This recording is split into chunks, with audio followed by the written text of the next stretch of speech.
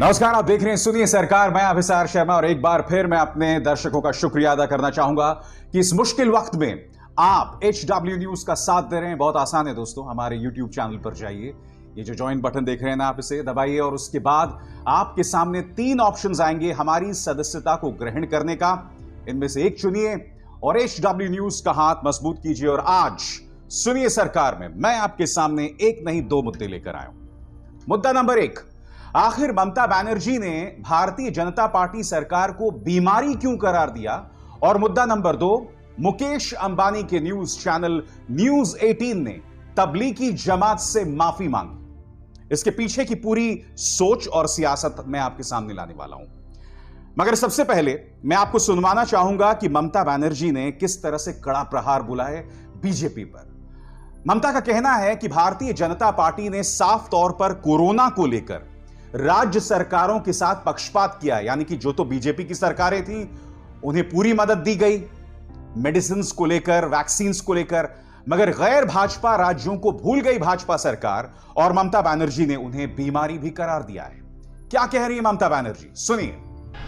They are responsible for this second wave, and for second wave also they have not given vaccine to the state in a proper manner. Distribution system was totally absolutely wrong. There are some BJP state they gave good vaccine. The party office is distributing some vaccines in Gujarat, but the others are not. What they have given? Now also they said from 21st, means when Prime Minister addressed the nation, the 15 days already lost. Can you imagine then who is responsible? Why opposition will play with a disease? I think BJP is a big disease for everybody. दोस्तों, देश अब corona की तीसरी लहर का सामना कर रहा है, एक ऐसे वक्त जब दूसरी लहर भी खत्म नहीं हुई है। इसको लेकर मैं आपको एक बहुत अहम जानकारी देने वाला हूं। कुछ देर बाद आपको लगातार मेरे साथ जुड़े रहना पड़ेगा, मगर इस वक्त की एक और जो बड़ी खबर है, मुकेश अंबानी के न्यूज चैनल न्यूज 18 कन्नड़ा ने तबलीगी जमात से माफी मांगी और उस माफी में उन्होंने क्या कहा है आपके स्क्रीन पर। न्यूज 18 कन्नड़ा 1/4/2020 को प्रसारित 2 कार्यक्रमों के लिए माफी मांगता है। इन दोनों कार्यक्रमों ने नैतिकता और प्रसारण के मानकों का उल्लंघन किया, जिसके बगैर कोई भी चैनल निष्पक्ष और तटस्थ नहीं हो सकता। इन प्रसारणों ने धार्मिक और नस्लीय सौहार्द बनाए रखने के दिशा निर्देशों का भी उल्लंघन किया है। हमारा मकसद किसी धर्म विशेष और समुदाय विशेष के खिलाफ नफरत फैलाना नहीं है। आज मैं पूछना चाहता हूं सवाल इस देश के सबसे धनी व्यक्ति मुकेश अंबानी से। मुकेश जी, जैसे मैंने कहा ना कि आप इस दुनिया के, इस देश के सबसे धनी आदमियों में से एक हैं, तो इसलिए मैं आपसे पूछना चाहता हूं कि आपके न्यूज चैनल्स इस तरह से समाज के अंदर अराजकता पैदा करने वाले, जहर फैलाने वाले कार्यक्रम क्यों करते हैं कि अब उन्हें माफी मांगना पड़े। दोस्तों, पिछले साल से लगातार जैसे ही निजामुद्दीन मरकज में तबलीगी जमात का वो इवेंट होता है, इन्होंने लगातार तबलीगी जमात को टारगेट किया और एक के बाद एक इनकी गलतियां जो है एक्सपोज होती गई। मैं आपको बतलाना चाहता हूं कि मुंबई हाईकोर्ट की औरंगाबाद बेंच ने क्या कहा था। यह फैसला आया था 22 अगस्त 2020 को, यानी कि आज से 1 साल पहले।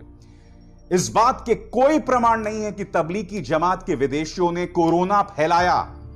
जो तमाम FIRs दर्ज की गई थी उन सबको बॉम्बे हाईकोर्ट ने क्वॉश कर दिया।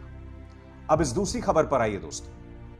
भारत के फॉर्मर चीफ जस्टिस बोबडे आपके स्क्रीन पर हैं और बोबडे साहब ने कहा कि मीडिया ने जिस तरह से तबलीगी जमात को टारगेट किया है उससे प्रमाणित होता है। आपके स्क्रीन पर CGI Bobde says freedom of speech most abused in recent times, यानी कि तबलीगी जमात को निशाने पर लेने के चलते अभिव्यक्ति की आजादी का गलत इस्तेमाल किया मीडिया ने। यह कोई और नहीं बल्कि सुप्रीम कोर्ट कह रहा था। आज एक समाज के नाते, एक मीडिया होने के नाते हम सबको तबलीगी जमात, और तबलीगी जमात ही नहीं दोस्तों बल्कि मुस्लिम समुदाय से भी माफी मांगनी चाहिए। और यह बात मैं पहले भी कह चुका हूं। और मैंने क्यों कहा है, क्योंकि तबलीगी जमात के बहाने भारतीय जनता पार्टी का पूरा प्रचार तंत्र जो है वो सक्रिय हो गया था और उसके जरिए आपने देखा होगा पिछले साल किस तरह से मुसलमानों को टारगेट किया जा रहा था। जो मुसलमान सब्जी बेच रहे थे, फल बेच रहे थे, उन्हें मारा जा रहा था, पीटा जा रहा था और मीडिया लगातार झूठी खबरों का प्रचार प्रसार कर रहा था। आज मैं पूछना चाहता हूं, इस जहर की खेती पर क्या लगाम लगेगी, कोई जवाबदेही होगी? आपके सामने देखिए दोस्तों, तिहाड़ रिटर्न एक पत्रकार का एक कार्यक्रम देखिए। जमात की घटिया हरकतों की गवाहियां, थाली थाली देश में थूक जिहाद क्यों, कहां छिपा है मास्टरमाइंड मौलाना साद, कोरोना जिहाद से देश को बचाओ, जमातियों ने बढ़ाई देश में कोरोना की रफ्तार।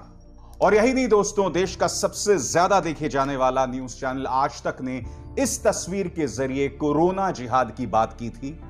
इस तस्वीर के जरिए न सिर्फ तबलीगी जमात को टारगेट किया गया था, मगर आपने देखा ये जो तस्वीर है वो प्रतीक है हमारे देश में कई मुसलमानों की, क्योंकि आप जानते हैं हमारे देश के कई मुसलमान टोपी पहनते हैं और ये किसी और ने नहीं, इंडिया टुडे जैसे बड़े ग्रुप ने किया था। हम सब गुनाहगार हैं, मीडिया का ये पूरा तबका गुनाहगार है और आज सिर्फ न्यूज 18 को नहीं, इन तमाम न्यूज चैनल्स को माफी मांगनी चाहिए। और मैं उम्मीद करता हूं दोस्तों, ऐसा वक्त जरूर आएगा जब ये माफी मांगी जाएगी, क्योंकि इन कार्यक्रमों के जरिए कहीं ना कहीं समाज के अंदर सिर्फ और सिर्फ जहर फैलाने का काम किया गया है और इसके अलावा कुछ नहीं। और आज सुनिए सरकार में दूसरा विषय है कोरोना। जी हां, आपके सामने एक बड़ी चेतावनी। पिछले 24 घंटों में महाराष्ट्र के अंदर 10,066 नए केसेस आए हैं। अब पूरे देश की बात करते हैं आपके स्क्रीन पर। India's daily COVID tally rises with 54,069 new cases, recoveries over 29 million. यानी कि 54,000 नए मामले पूरे देश में और 3 राज्यों को लेकर चेतावनी दी जा रही है। और 3 राज्य कौन से हैं? मध्य प्रदेश, जहां एक व्यक्ति की मौत कोरोना के नए वेरिएंट डेल्टा प्लस से हो चुकी है। महाराष्ट्र और केरला, इन 3 राज्यों को लेकर चेतावनी दी जा रही है, जो अपने आप में बहुत चिंतित करने वाली बात है। मैं आपको बतलाना चाहूंगा दोस्तों कि कार्यक्रम की शुरुआत में मैंने आपको बताया था कि ममता बनर्जी ने भारतीय जनता पार्टी को बीमारी तक करार दिया। उन्होंने ऐसा क्यों कहा, मैं आपको बताता हूं। क्योंकि जिस दिन वैक्सीन दिवस हुआ, जिसमें भारतीय जनता पार्टी ने दावा किया कि हमने 86 लाख वैक्सीन लगाए, और दावा नहीं, यह हकीकत था। मगर सच यह था कि पिछले कुछ दिनों में भाजपा शासित राज्यों ने कोरोना वैक्सीन की रफ्तार को धीमा कर दिया था, ताकि जैसे ही सोमवार आए तो उसे बढ़ा दिया जाए। और अगले दिन कई राज्यों में वो आंकड़ा गिर गया, जिसमें मध्य प्रदेश था, हरियाणा था, कर्नाटक था। और दिलचस्प बात यह कि चूंकि उत्तर प्रदेश में चुनाव हो रहे हैं, तो उत्तर प्रदेश में भरमार है इस वक्त वैक्सीन की, वहां कोई कमी नहीं है। आज मैं ये पूछना चाहता हूं, अगर ममता बनर्जी केंद्र सरकार पर पक्षपात का आरोप लगा रही है, तो इसमें गलत क्या है? बताइए ना, क्या गलत है इसमें? और मैं आपको 2 और खबरें बताने वाला हूं दोस्तों, ये बहुत ही चिंतित करने वाली खबरें हैं। न्यूज 18 को डॉक्टर रमन गंगाखेड़कर ने एक इंटरव्यू दिया है और उन्होंने क्या कहा है, इस पर गौर करने की जरूरत है। आपकी स्क्रीन पर अभी तक तो दूसरी लहर कोरोना की खत्म नहीं हुई है, क्योंकि हम अभी तक यह नहीं जान पाए हैं कि कोरोना की दूसरी लहर का हमारे गांव पर, यानी कि रूरल इंडिया पर क्या असर पड़ा है। जब उनसे यह सवाल पूछा गया कि तीसरी लहर कब आएगी और इसका क्या असर पड़ेगा, तो उन्होंने कहा अभी तो दूसरी लहर खत्म नहीं हुई है।